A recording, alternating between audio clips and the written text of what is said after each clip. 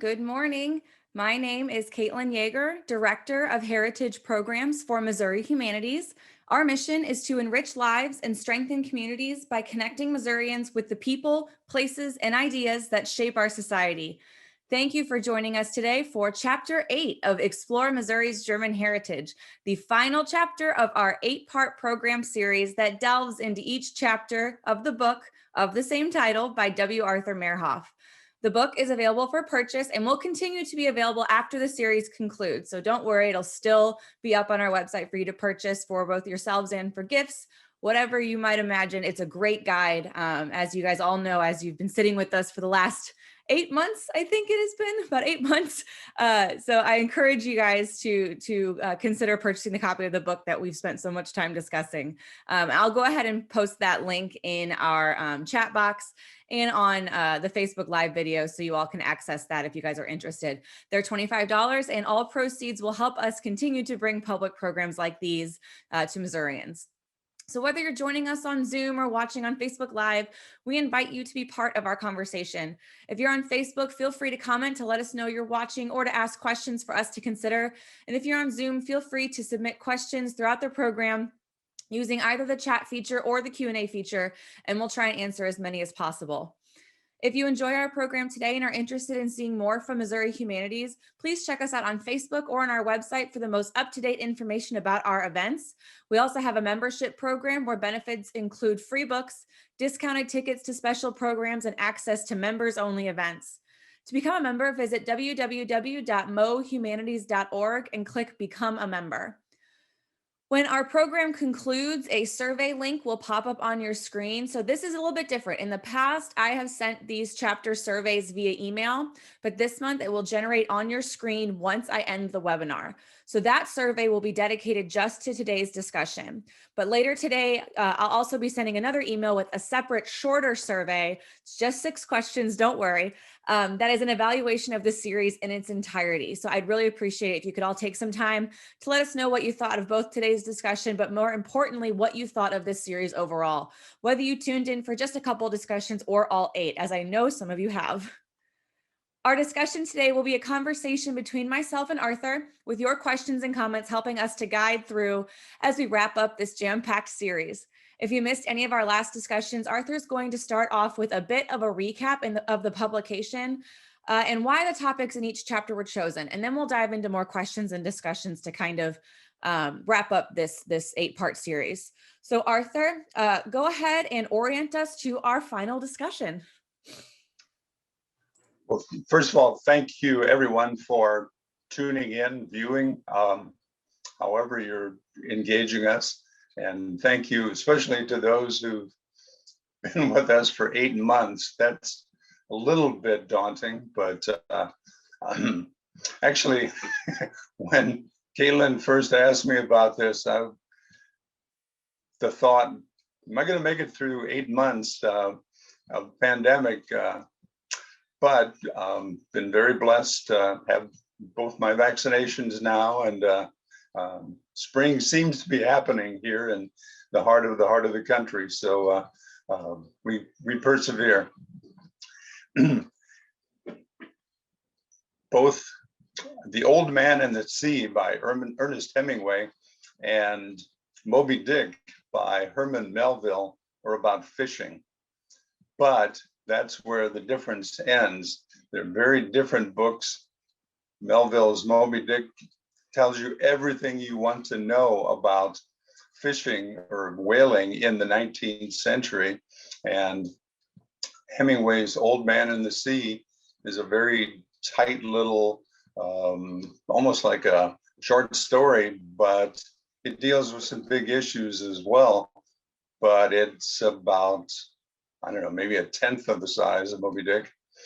And that relates to what I think a number of you said, why didn't you cover this topic or that topic in the publication? First of all, there's much of Missouri's German heritage that needs to be explored, that begs to be explored, and the job is not done. This is not the definitive work. I don't know if there is a definitive work of 200 years of Missouri's German heritage, covering these 16 different counties, plus Perry County and other great German heritage sites in Missouri. I recommend, if you're really interested, this classic work by Charles Van Ravensway, former director of the Missouri Historical Society, 1973 date. It's well over 500 pages, looks something like that. I've used it to prop up my monitor as well, but as well as using it on many occasions. It's a big, thick book. So if there's something that we missed, I encourage you to check Charles Van Ravensway's The Arts and Architecture of German Settlements in Missouri. But Missouri Life said, you've got about 135 pages to cover Missouri's German heritage. So it wound up looking something like this. It's about this thick. Also has lots of color pictures, which people seem to appreciate. The challenge had been, how do we communicate effectively and within a reasonable time period? Charles Van Ravensway's book took a long time to write. It was a life work for him. I had about a year. So what to do? I'd been working with the Missouri Humanities German Heritage Initiative, Corridor Initiative, from 2015 through 2017, when I retired as the academic coordinator at the Museum of Arts and Archaeology, the University of Missouri. So I was more than ready to retire at that time. And in fact, I did retire. And Missouri Life asked me, can you help us bring all of this research material together? How can we communicate this in a readable, effective manner that still respects the scholarship involved? So my suggestion was, look at something like Neil McGregor's famous The World in 100 Objects. It's a Neil McGregor, former director of the British Museum, used 100 objects from the museum to basically look at the evolution of human society as depicted in those artifacts.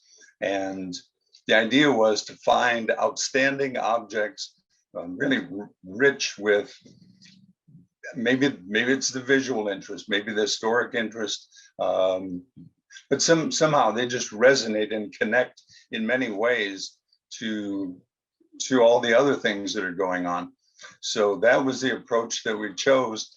And also, having worked with the German Heritage Initiative's planning process, as well as the symposia that they organized, there were two very important things that emerged from that guided the book.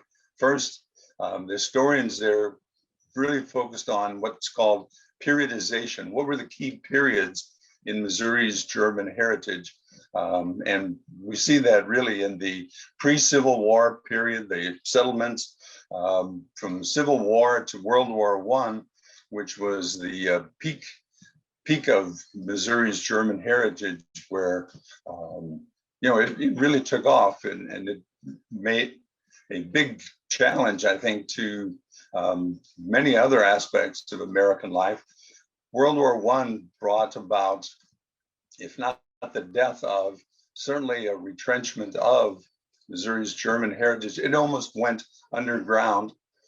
And then really starting maybe in the 60s, certainly in the 70s with the bicentennial period, the idea of reconnecting with one's roots, one's heritage became important. So those four themes or periods became very important. And that's why I began the publication with looking at Missouri's German history through that lens.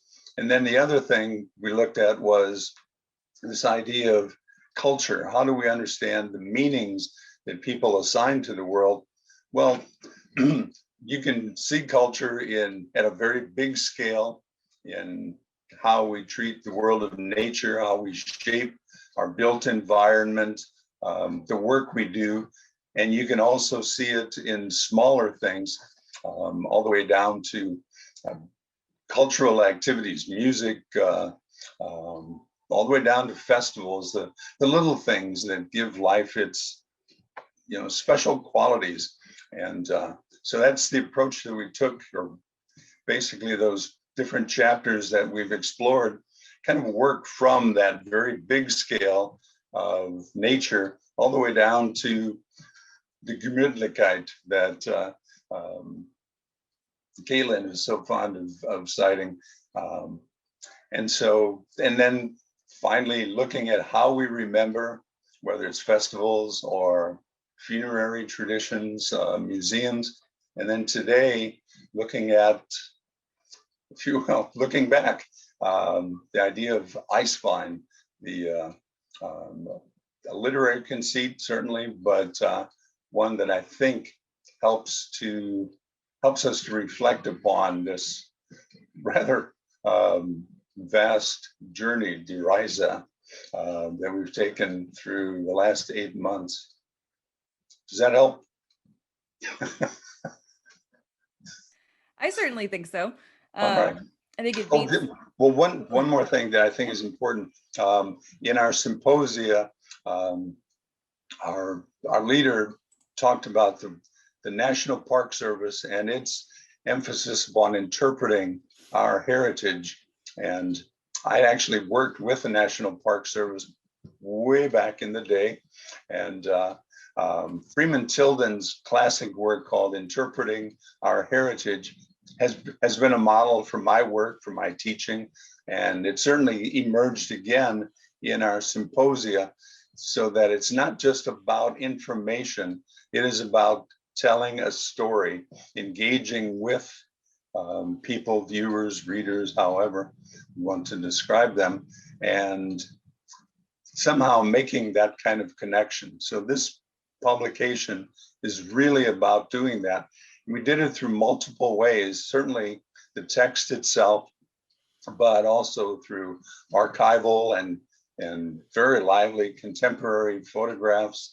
I even included field notes, if you will, so that Das Tagebuch, or daily book or journal, so that people could see, okay, well, there's something going on up here in this process. And we all do that when we're looking at an object or a space or something. Something comes to mind, and it's important that the viewer bring that share to this.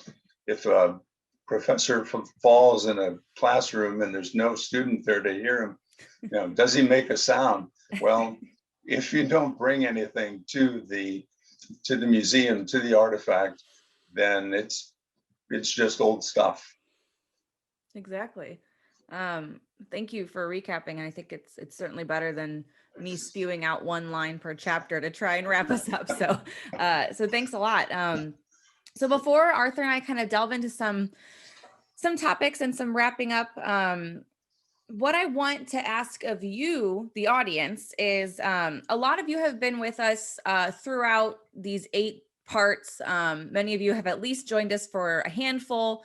So we want to know, and feel free to use the chat feature or the Q&A feature, and just kind of throughout as it comes to you, as you're inspired by discussion, let us know what your takeaways are, and what has inspired you throughout this series.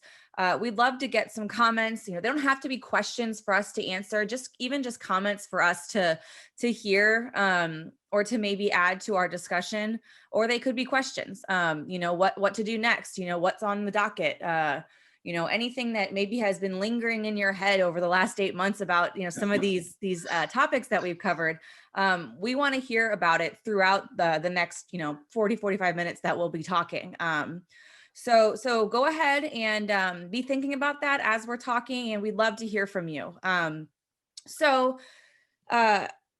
Arthur, I think this whole chapter. I think what we kind of talked about the other day when we were talking about this wrap up is that this whole chapter is kind of a metaphor. You use you use Eiswein, a type of German wine, as kind of a metaphor for German heritage and for this book. So you mentioned it a little bit as you were doing our introduction, but I'd love for you to talk a little bit more about using Eiswein as a metaphor for German heritage and all the themes we explore. First of all, I want to thank all of you who've actually stayed the course, and Eiswein as a metaphor. Even brought an empty Eiswein bottle with me to for an object lesson. But first of all, I wanted to thank the young graphic artists who worked with me throughout, Kath Scioli, Edward Lang, and Casey Vroman. A picture is worth 1,000 words. And so if I'm putting out 1,000 words and they're putting out one really classic picture, there's a rough equivalency. I suggested some kinds of images, but I think their ability to translate ideas, text into visual images was just incredible. And I owe them a great debt of gratitude for that as well. And I think you can see it in this chapter, especially. There's this, there's an autumnal quality to this chapter, to Eiswein. And I think that's,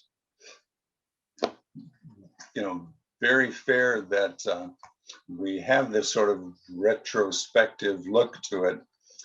For me, this wasn't the first time in which Eiswein figured into my thinking about this area.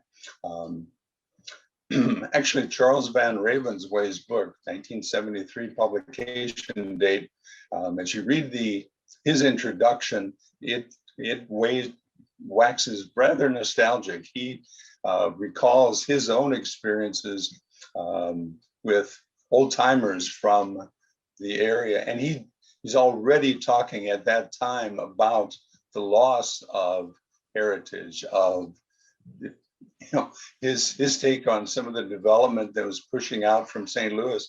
Was it fretful, I guess? He saw what was happening, and that's in 1973. In that early time period, my wife and I, Cheryl used to go to Hermann or some of the places along US 94 just to get away, celebrate with friends, and we could see those changes taking place.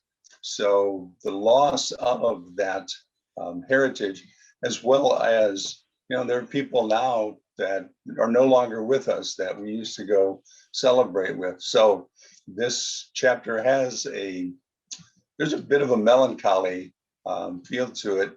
I was thinking it's really appropriate today that this is the last chapter, and Eiswein feels it's very full, rich. I mean, it's a wine that's a special reserve that you take maybe the best kinds of grapes for it, and you run the risk of losing your harvest as you wait for the frost, and the frost, if you will, cuts away or removes a lot of the excess, and you're left with this incredible essence of the grape, and not just the grape, the whole vineyard. The French call it terroir.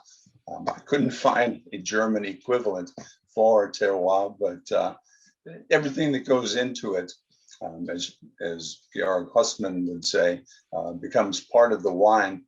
So Eiswein was a way of thinking about how do we pull all this together? How do we distill this particular essence? And I think that the idea of culture itself, wine is cultivated, it's cared for, it's shaped, it's bottled. People take great care in the creation of the wine. And I think that's what we need to do, or I'm hoping to communicate in this chapter as well, that this is the essence of them, some things that are part of Missouri's German heritage that are of rare quality. They're splendid survivors, and they require great care. And they actually taste best when shared with, with good friends and people who value that same experience. Vinophiles talk about just having more knowledge about wine make it taste better. I don't think so, but I do think that sharing it with friends certainly adds value to my experience.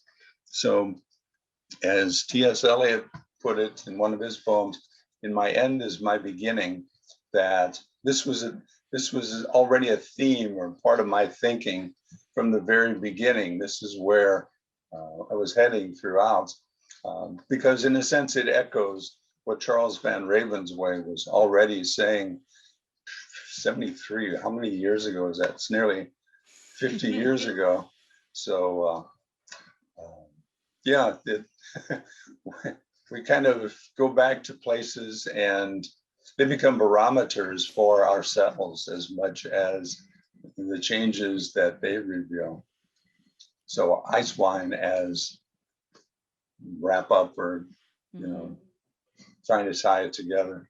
Yeah, it really works. And we have a comment from Katie Holmer, actually, who's one of our special guests a few chapters ago over at Deutsheim State Historic Site. She says, while I've lived in places where German cuisine is more obvious, Wisconsin and Hermann, these discussions made me realize how much German culture, traditions, and architecture have been integrated into our daily lives, and especially holidays that we don't even realize are German, specifically Christmas and Easter traditions.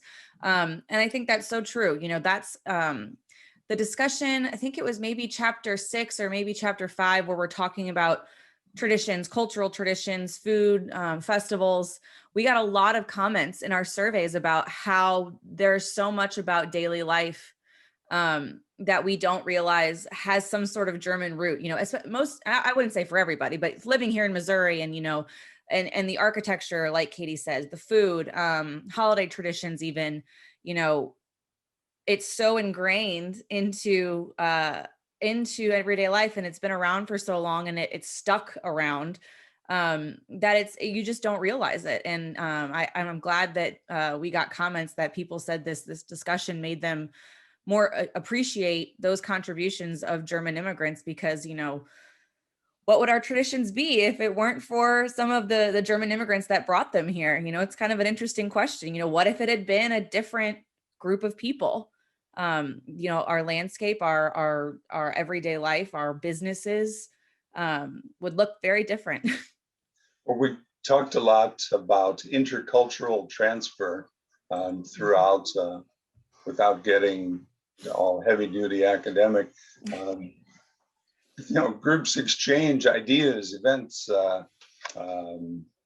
food, especially, I think. And to me, that's a healthy thing.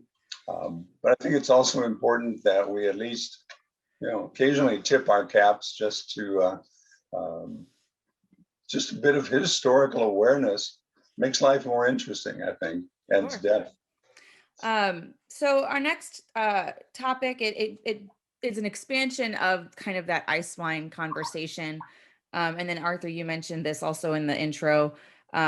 So one of the sections, as you're talking about Eiswein and kind of German winemaking in general, there's it mentions what the predominant flavors are in wine, which you very creatively assigned to various themes in the chapter. And I really like that. And I'd love to discuss some of these. I know you brought up a couple, especially Gemütlichkeit, which Arthur says I like it. I love that word. And I think what's fascinating about it is that you can technically translate it into English, but there's no one word. Like we say, like it translates to coziness or what is that Swedish word that everyone uses when they shop at IKEA? It's like hygge, I think. It's that feeling of warmth and togetherness and coziness, and it's a very important feeling when it comes to just Germanness.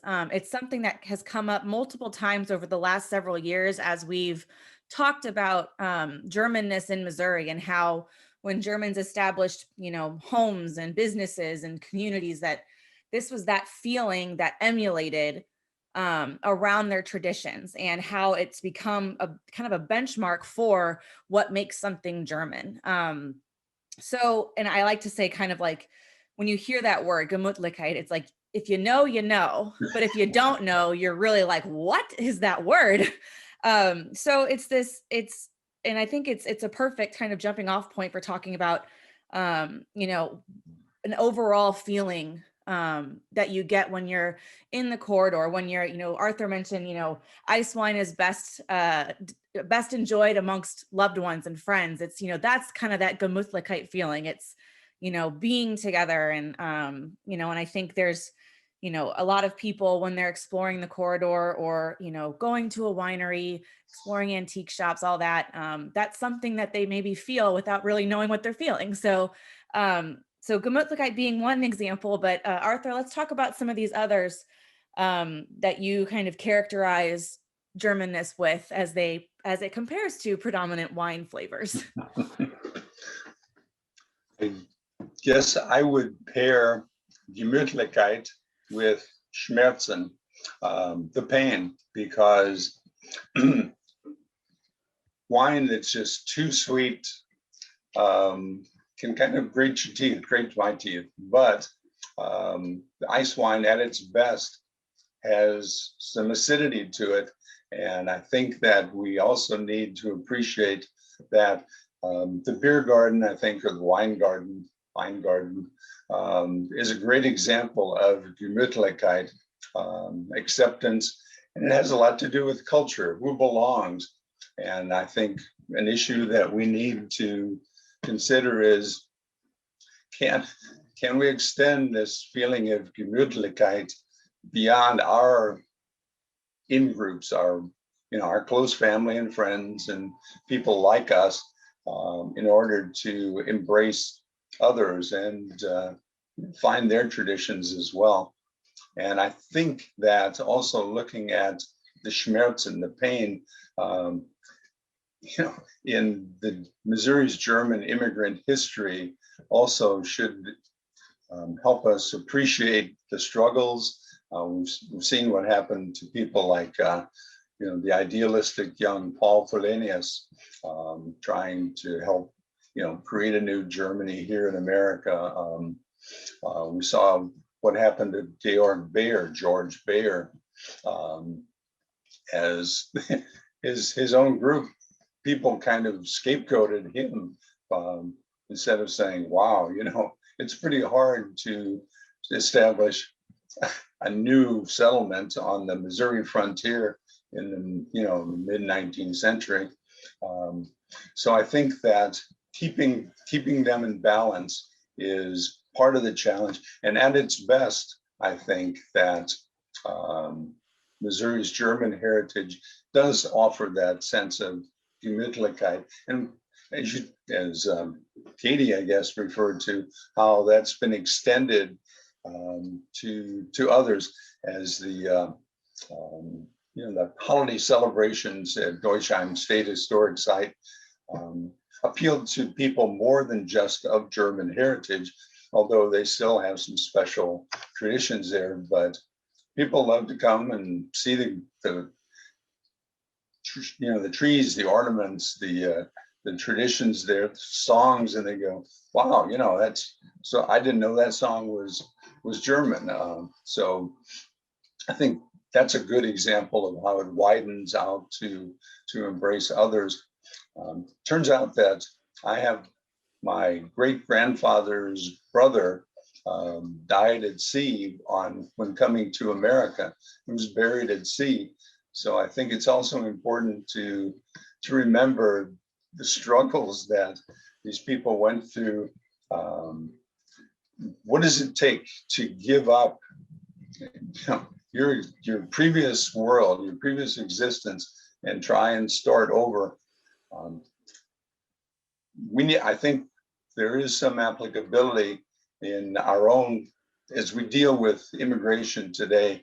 I think that learning from these experiences doesn't tell you where you have to fall on any of the issues, but a bit of historical awareness, the role of the humanities, I think, can open us to new meanings in dealing with contemporary issues. So that sweetness and acidity balance, I think, is very important, so that we don't just, drink the sweet wine. That we appreciate all the flavors there.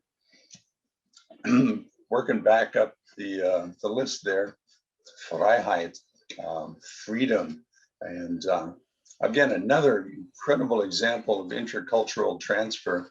How the American Revolution marched over to France and Germany and across the continent, and a lot of the people who came to Missouri in the early 19th century were inspired by this revolutionary fervor, and in a sense were adapting or interpreting that heritage to their own. So Freiheit became for them a real model for what they were looking for in America, and they appreciated the opportunities that it afforded.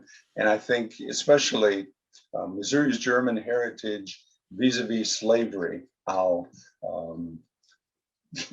Abraham Lincoln said, the Germans made a big difference. Whether or not they won the war, certainly they made a big difference in terms of their contributions to America, the Union war effort. And it was because this fundamental bedrock belief in Freiheit. They're not going to exchange one feudal lord for another here in America. I talk about Landschaft, and hopefully you mentioned earlier the buildings, the wonderful open spaces, just how Missouri's Germans shaped the land. Culture, if you will, shaping is a big part of that. And we talk about agriculture or horticulture, and people like, oh my gosh, George Hussman or Georg Engelmann shaped our landscape in ways that we continue to benefit from today. And I think that you can go to the Missouri Botanical Garden and you can see the old fresco of Georg Engelmann, or you can see his statue, or there's a George Engelmann School of Distinguished Chair in Botany at Washington University. So he continues to shape how we look at the land itself. And certainly, you mentioned the architecture, the buildings in Old Munichburg in Jefferson City. They celebrate that in a monument itself. And so that's Charles Van Ravenway's classic book, looks at that in great depth. So if people are really interested in the background of a lot of artifacts, whether it's conservatories or, oh my gosh, there are just so many things that have continued to, we still live in those buildings. We still honor and respect them. And I think they look different than much of what's being built today. And I think that's valuable in its own right. It says, why are you building the way you're building? And are you building to last? Mm-hmm. So I think that's a good reminder for us. And then all the way up to nature, that sense of place, which, we couldn't define or specifically identify the German heritage corridor, What exactly is it? Well, you can say it's 16 counties or these census districts or whatever, but everybody recognized that the Missouri River and the open space, the woods, hills, etc., around that are a key element of that sense of place that distinguishes Missouri's German heritage. And people like Goethe and Hausmann, and I started off with Alexander von Humboldt, who helped basically to introduce the idea of modern geography and ecology.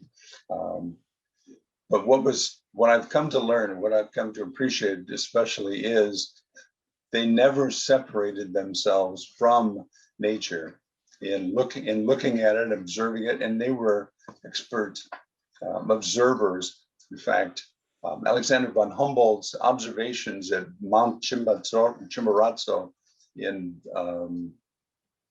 Latin America are now being used to identify where the climate change, because they identified what was happening at this footage and that footage and that footage, and now 200 years later it's being used to identify where those creatures are going. So those attitudes or approaches to nature continue to benefit us, and the idea that we shouldn't separate ourselves from the natural world, shouldn't just treat it as a commodity, but that we're part of a living system. And so the question is, so how do we live in that living system in ways that are respectful to both our culture and to the natural world? So there's a lot going on there. Well, and I think that That's helps us transition, because we spent the last several questions talking about how a lot of these themes represent the past, and how they compare to the present, how they carry over into the present, which I think leads well into kind of something we wanted to discuss, which was how our state's German cultural heritage can help us thrive here in the 21st century. I think history kind of has this reputation of people thinking, why should I care? It's already happened. It doesn't affect me now, when it does. And I don't have to tell you that, and you don't have to tell me that. But, I think that's kind of this stigma that's put on history, is that it's boring because it's already happened. So what difference does it make? And I think that the important thing about this book is that it doesn't just present the past, it links it very well to the present, to places we can go visit today, to people that have a lasting impression, and to cultural traditions that we still see today, that we still practice ourselves, as Katie mentioned in our chat box. But I think the important thing to remember is, how this publication, and by extension, what it represents, what is it about the cultural traditions of Germans in Missouri, almost 200 years ago when they first started to come over here? How does that resonate today? And how can we learn from that and thrive from that? One reason I use the term heritage rather than history is one, people's associations with history very often reflect their high school history experience. I was very lucky in that respect, but not everybody else was. And with all due respect to football coaches, that's not necessarily a good combination as far as teaching, for teaching history. But the idea of heritage, what gets passed on, what's worth, what is something worth? And I think that's where the Antiques Roadshow image became very valuable. That wow, this old thing, is this valuable? Or all of a sudden it opens up And, you may have an heirloom, or if nothing else, you have a great story that connects you to, I don't know, your ancestor or something like that, which is another reason why the oral histories and the digitization project that you have underway as part of the German Heritage Corridor Initiative, I think is so important. Uh, we've seen that when people start talking about something, very often they don't really know going in why it's important or what the connection is. But through this process of reflection, dialogue sometimes, or just looking at the object, all of a sudden they start to make the connections. So sometimes it's just a matter of stopping, reflecting. Hopefully, this publication will help people maybe reflect a little bit more on some of those ordinary things around them, or some of the special things that we've come to take for granted. The Alexander von Humboldt statue, who was that guy? Well, if you check it out, you'll find all sorts of connections. So heritage, what's worth passing on? We're not going to keep everything. We're not going to just live in the past, but hopefully there are elements of that past that will live in us, or should live in us. And that's really what this discussion is about. That's what the humanities are really all about. What has meaning? How, whether it's through study of history or literature or the arts or archaeology, geography, the meaning of our experience. If nothing else, this pandemic has taught me, pay attention and value things differently. And I think that I've been forced to slow down, as many people have, and maybe see connections or value in things that I might have rushed by before. So hopefully that I can't really tell people what they should value. I've identified some key things that give this Eiswein a unique quality for me, but taste is very subjective, and people may find other things, or their taste may differ. But I always find that talking about it in the civil dialogue that Missouri Humanities talks about, again, and that's a very German idea, culture and cultivation. Their word for education was Bildung, and it's not just about getting your diploma, but it's about shaping a life. And they talk about Bildungsroman, or a novel of one's life. And to a certain extent, this publication became that for me. Now, I thought I knew stuff about Missouri's German heritage, and turns out 40 years later, I didn't know much. Well, and that, talking about why something, like heritage and passing on heritage and explaining, I guess, maybe not explaining, but putting it out there, why it's so important to remember.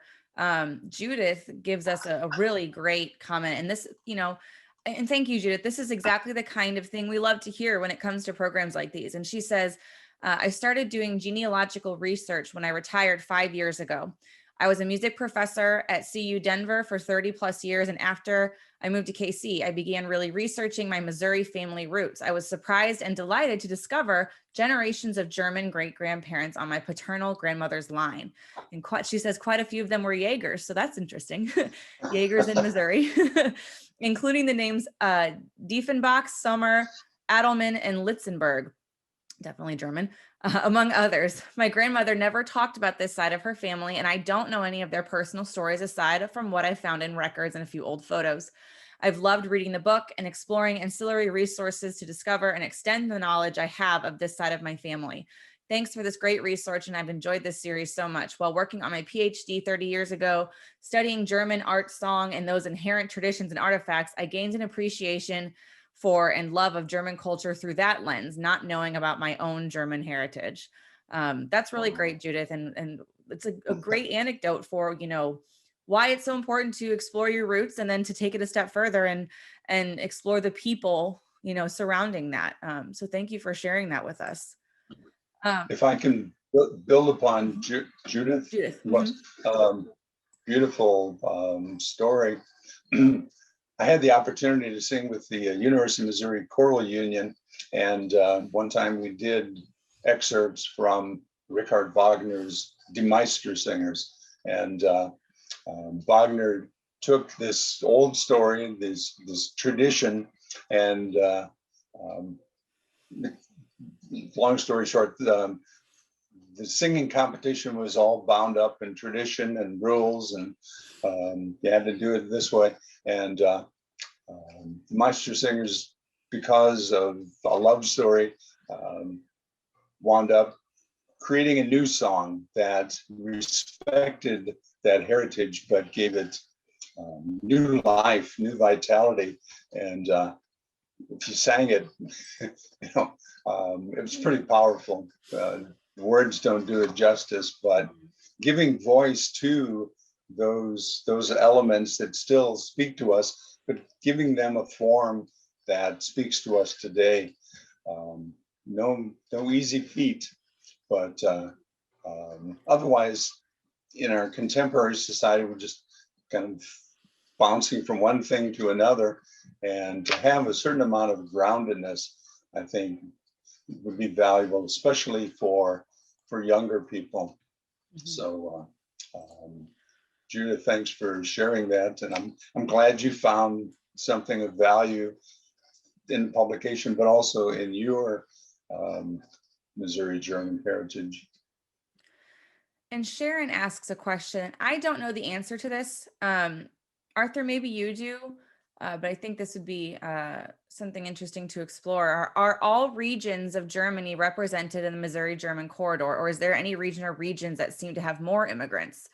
So the second part of that question, I think, might be easier to answer, because I think, you can look very easily at places and kind of know where in Germany they came from. Oftentimes they named it after where they came from. Hamburg, Westphalia, places down in Perry County. There are, Perry County is a great example of a place where your immigrant group from where you came from in what was, the German provinces, is still a part of your identity today. They have a big Baden German population.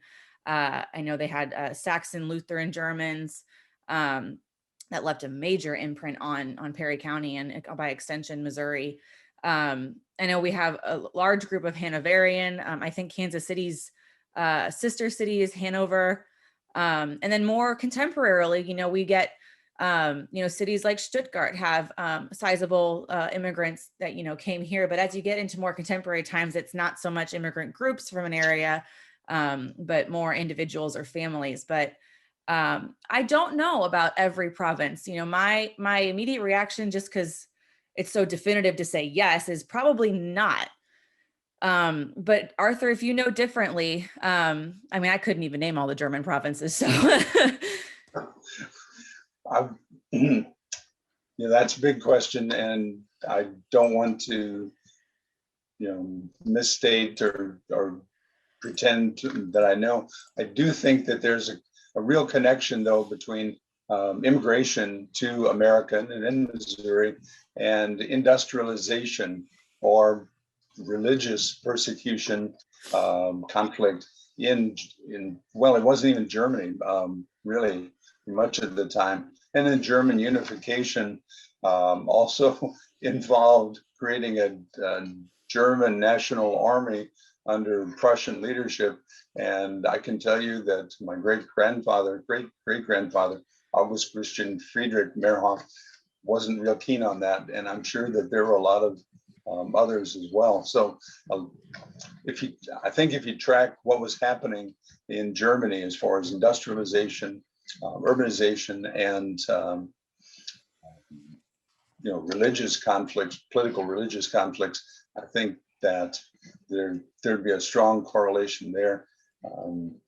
So perhaps less immigration, maybe from what's now southern Germany, but there's certainly people from Bavaria, or those customs, that part of culture has been incorporated. So the blanket statement would be wrong. Actually, thank you, Petra. It's nice to Hey, have a professor of history also in our attendees. Petra DeWitt, who is also one of our special guests, says her answer would be yes, although she has not come across anyone from, and I'm sorry if I butcher this, Palatinate. Westphalia and Prussia is the largest representation. Bavaria was well represented. okay. So thank you, Petra. If anybody else has any information, yeah, feel free to put it out there. We appreciate it. So I hope that helps answer some of your question. And it's also, that's a great jumping off point for some really fun research to do. For somebody. So I want to spend just a little bit of time before we wrap up, because we're getting close. We have 3 different communities, organizations, businesses that help support this publication. I just want to call those out and spend a little bit of time just discussing, or I guess mentioning why these were such important sponsors and why they weren't just chosen or solicited, for no reason. So one of them obviously is Hermann. The city of Hermann was gracious enough to help support this publication. Hermann is a city community here that if you've been along for the ride, very much about Hermann. It's an example almost in every chapter, just of what a community can do when they truly appreciate and want to commemorate and show off their roots. Hermann, is a very well-established tourism community, because they do things like highlight what makes them so special. They have great festivals, German festivals, like their annual Oktoberfest that lasts the entire month of October. They do a great Mai Fest in the spring. They do a Christmas festival. They do a Wurstfest in March. So they really see it as incredibly important to not only have these community events that help share that cultural heritage and of course, give off that feeling of Gemütlichkeit, but they Just like to say Gemütlichkeit. Yeah, I do. But their architecture, they're very, the whole downtown area is on the National Register, for its significance. So we are very appreciative that Hermann saw this book as something to invest in, and we in turn are very grateful to help tell people to go visit them because of all the great things that they have to offer. Another also being mentioned Deutsheim State Historic Site. Yes, absolutely. Okay. Deutsheim, yes, which if you were along a couple chapters ago, Katie Holmer is the current site administrator there, and Deutsheim is a wonderful state parks example of kind of daily German life, very authentic representation of 2 kind of different ways of living. You got the Palmer House, which is kind of representation of a wealthier German family, and then the Straley House, which is kind of a more middle class, typical German household. So yes, definitely worth visiting. Perry County is not technically in the German Heritage Corridor, but still saw this as such an important publication because Perry County I think is so fascinating. They're a place that I've mentioned several times. I think Arthur does mention in the book too, of these different pockets of German settlement. And they were very much, like we were talking about earlier, tied to where they came from in Germany, based on religion, based on their province. And that can be felt to this day. It's, the place where Concordia Seminary was started. They still have those historic sites there. They have a wonderful museum. The Lutheran Heritage Museum is a wonderful place to learn. They're a top tier place for genealogical research. If you have ties to that area or, kind of anywhere surrounding there, a great place to go do research. It's really top notch in the way that they have all of their data organized and how helpful their volunteers are when it comes to genealogy. So any genealogy buffs, that would be worth a really, really fun trip down to southeastern Missouri. So thank you so much to Perry County, to Trish Ertzfeld, who's actually one of our board members. She's the executive director of Perry County Heritage Tourism. Call her up. I'm sure she'd be happy to tell you where to go. It's a beautiful county and has wonderful little small towns and museums. It's a place kind of like the corridor where you drive through and you just feel that history and that heritage as you're driving through all of these communities and through the countryside. So thank you very much, Perry County. And the last one is Urban Chestnut Brewing Company, not a community, not a county, a brewery. Urban Chestnut has been a great supporter of German heritage in our state. They've supported Missouri Humanities in the past. They contributed to this publication. And though they're a fairly new brewery, I see them, just with my experience with them and with programs where they've supported us, they truly believe in creating an atmosphere reminiscent of that Germanness. And I'm going to say it, of that Gemütlichkeit. If you've ever been to Urban Chestnut Brewery in St. Louis, the beer hall is set up very similarly to what you'd see a beer hall kind of in Germany. They're big communal tables. It's meant to have this atmosphere of togetherness, and not, segmented tables like a restaurant would be. Very much kind of like a beer hall setting. They brew really great German beers, and they serve really good German food. So I think that it is kind of something Arthur and I talked about today, is that, Urban Chestnut might be different from those other two sponsors we have in that they're not a German founded community, but they are interpreting German cultural heritage in their own way, in a more modern way, in doing things like brewing special reserve or special German beers and serving their variation of authentic German food, and creating that atmosphere of something like an Oktoberfest or a German beer hall, that togetherness and that community feeling. So we're very appreciative of them as well, and encourage you all to visit them. Really good beer, really good food. I really like them. So those are the three people that we wanted to make sure that we mentioned today. But kind of as we wrap up, we're going to talk a little bit about what you guys can do now. Just because this series is over does not mean that's all there is. What I really like about how Arthur handled this publication is that he does a really good job of not giving it all away. He mentioned Charles von Ravensway's book, which is 750 pages, where he's talking so much about material culture and cultural heritage, and he truly wanted to get as much in there as he could. Whereas I think Arthur took this opportunity, instead of saying like, wow, I could make this a giant book, and Missouri Life said, nope, you cannot make this a giant book. We've got 150 pages and let's go. He did a really great job of picking great examples, but like I said, not giving it all away. It's kind of a teaser and telling you like, hey, I'll tell you a little bit. Now it's your job to go out and to learn more.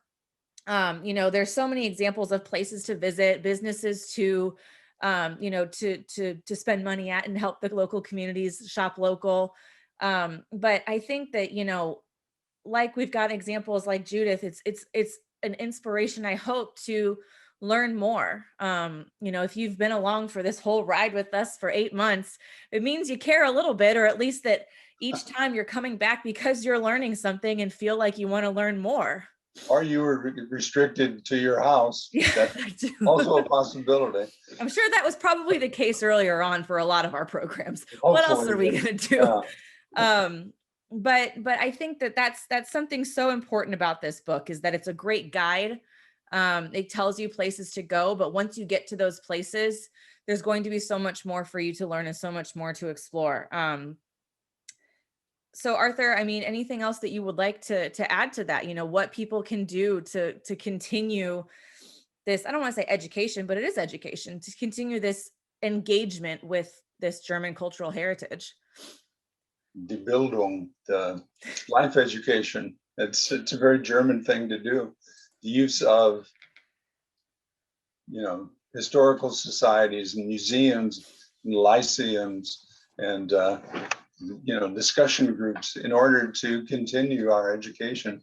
So I think the Missouri Humanities and the German Heritage Corridor program is a great example of that kind of Bildung. So again, it's all of a sudden it's lost in the larger framework of things, and that's fine, but it continues to feed into our lives today. And I'm just so grateful to have been part of this. And I can't tell you how much I appreciate working with this young scholar and road warrior. We've visited quite a few communities over the years, and one day, hopefully, we will again. and so I refer to myself as their alta professor, the old professor, and it's so exciting to have someone like Caitlin who cares, who gets it, is bright and engaged, and feel like a lot of the things that I've valued and worked for get carried on. She'll interpret it. Shucks. Oh, shucks, yeah.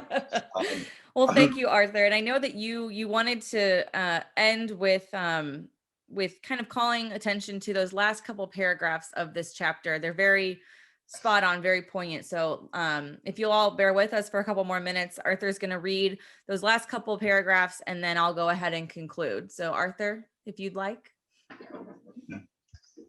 Like Abraham Lincoln in his first inaugural, I'm reluctant to close, but I probably couldn't have done this on my own, so I just decided I'll read this.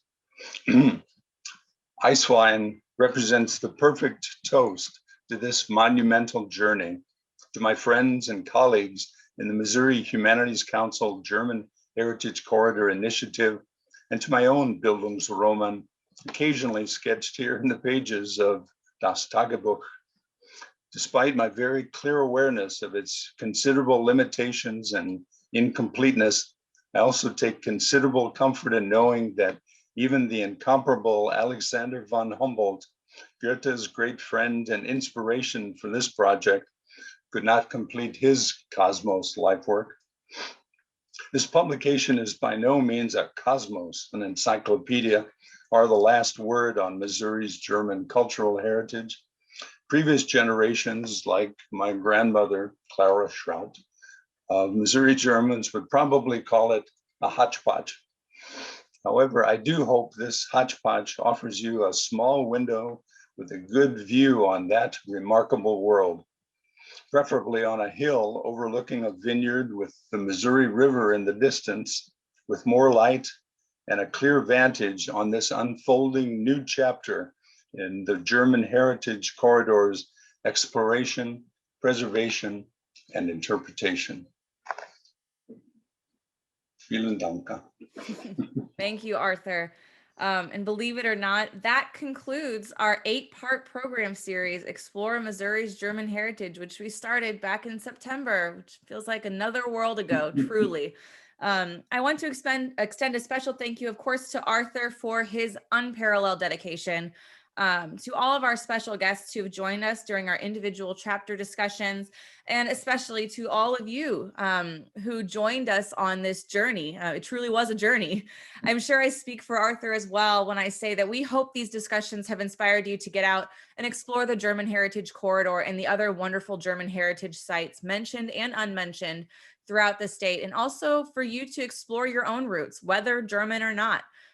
If you'd like to revisit or share these discussions, all 8 are available both on our Facebook page and will be available on our video archive, mohumanities.org/videos. I'm also really excited to announce that these discussions have also been made into podcasts. Welcome to the 21st century. So currently they are available on Spotify. And soon they'll be available on Apple Podcasts as well, and wherever you can get podcasts. So if you have Spotify, just search Explore Missouri's German Heritage, and it'll come up, and you can listen to them without having to be on a computer and watch the video. So please stay informed and stay engaged with Missouri Humanities by following us on Facebook, signing up for our newsletter, and becoming a member. We have so much to offer, and we're always excited to share it with you all. So visit mohumanities.org to learn more. We've always got events coming up, lots of exciting things happening. Once again, thank you, Arthur. Thank you, everyone. Please stay on your computers for just a couple extra minutes for that survey and check your email for the series evaluation. We hope to see you soon at future programs. Again, thank you so much, Arthur. Thank you, everyone. Have a wonderful day.